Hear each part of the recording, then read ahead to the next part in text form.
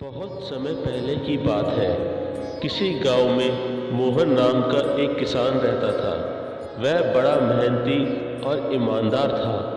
अपने अच्छे व्यवहार के कारण दूर दूर तक उसे लोग जानते थे और उसकी प्रशंसा करते थे।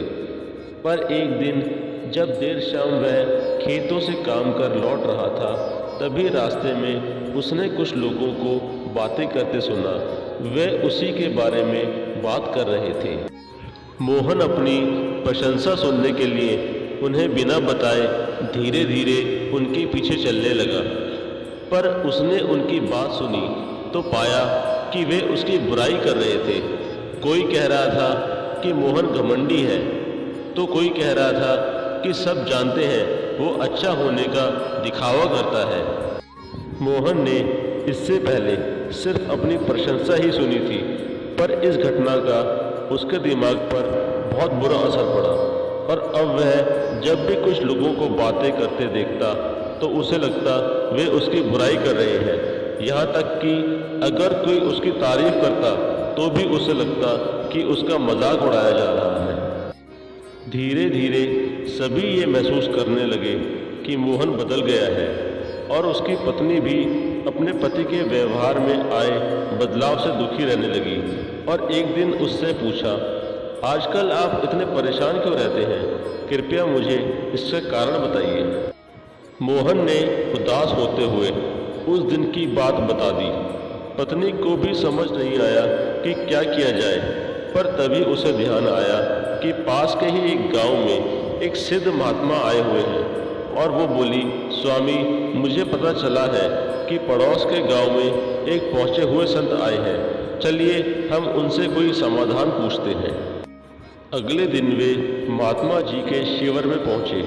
मोहन ने सारी घटना बताई और बोला, महाराज, उस दिन के बाद से सभी मेरी बुराई और झूठी प्रशंसा करते हैं। कृपया मुझे बताइए कि मैं वापस अपनी साख कैसे बना सकता हूँ। महात्मा मोहन की समस्या समझ चुके थे। पुत्र, तुम अपनी पत्नी को घर छोड़ाओ और आज रात मेरे शिविर में ठहरो।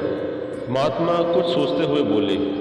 मोहन ने ऐसा ही किया, पर जब रात में सोने का समय हुआ तो अचानक ही मेंढकों के टर टर की आवाज़ आने लगी। मोहन बोला, ये क्या महाराज, यहाँ इतना कोलाहल क्यों है? पुत्र, पीछे एक तालाब है। रात के वक्त उसमें मौजूद मेंढक अपना राग आलापने लगते हैं, पर ऐसे में तो कोई यहाँ सो नहीं सकता। मोहन ने चिंता जताई। हाँ बेटा, पर तुम ही बताओ हम क्या कर सकते हैं। हो सके तो तुम हमारी मदद करो, महात्मा जी बोले। मोहन बोला, ठीक है महाराज, इतना शोर सुन के लगता है इन मेंढकों की संख्या हजारों में होगी। मैं कल ही गांव से 50-60 मजदूरों को लेकर आता हूं और इन्हें पकड़कर दूर नदी में छोड़ आता हूं। और अगले दिन मोहन सुबह सुबह मजदूरों के साथ वहां पहुंचा। महाराज जी भी वहीं खड़े सब कुछ देख रहे थे।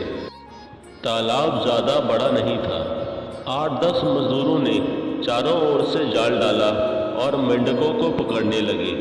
थोड़ी देर की ही मेहनत में सारे मेंढक पकड़ लिए गए। जब मोहन ने देखा कि कुल मिलाकर 50-60 ही मेंढक पकड़े गए हैं, तब उसने महात्मा जी से पूछा, महाराज, कल रात तो इसमें हजारों मेंढक थे, भला आज वे सब कहाँ चले गए? यहाँ तो बस मुट्ठी भर मेंढक ही बचे हैं। महात्मा जी गंभीर होते हुए बोले, कोई मेंढक कहीं नहीं गया। तुमने कल इन्हीं मेंढकों की आवाज़ सुनी थी। ये मुट्ठी भर मेंढक ही इतना शोर कर रहे थे। तुम्हें लगा हजारों मेंढक टर टर कर रहे हैं। पुत्र, इसी प्रकार जब तुमने कुछ लोगों को अपनी बुराई करते सुना तो तुम भी यह गलती कर बैठे। तुम्हें लगा कि हर कोई तुम्हारी बुराई करता है, पर सच्चाई ये है कि बुराई करने वाले लोग मुट्ठी भर मेंढक के समान ही थे। अब मोहन को अपनी गलती का एहसास हो चुका था। दोस्तों, मोहन की तरह हमें भी कुछ लोगों के व्यवहार को हर किसी का व्यवहार नहीं समझ लेना चाहिए और सार्थक सोच से अपनी ज़िंदगी जीनी चाहिए। हमें ऐसी परिस्थितियों में घबराने की बजाय उसका हल खोजने का प्रयास करना चाहिए और कभी भी मुट्ठी भर मेंढकों से घबराना नहीं चाहिए।